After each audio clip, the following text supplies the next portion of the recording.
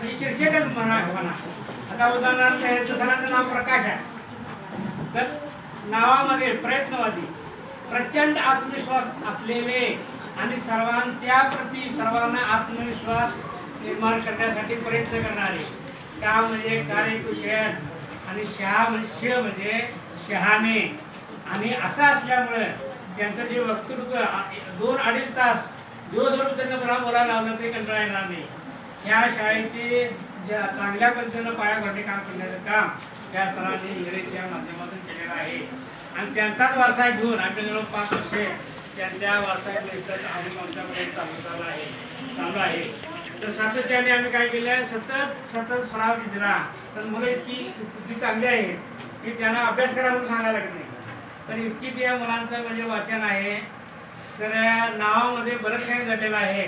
आता TV हा शब्द साधा दिसतोय, टी म्हणजे ताबडतोब, व्ही म्हणजे वाटतो, असे काही शब्द जे तयार झाल्या तर ते आपण काय करायला म्हणजे आत्मसात करून बारकाईने निरीक्षण करून जर आपण सराव केला तर हे मिळायला अवघड नाही. आता प्रज्ञाशोध परीक्षा म्हणजेच पुढच्या वर्षी NMMचा पाया.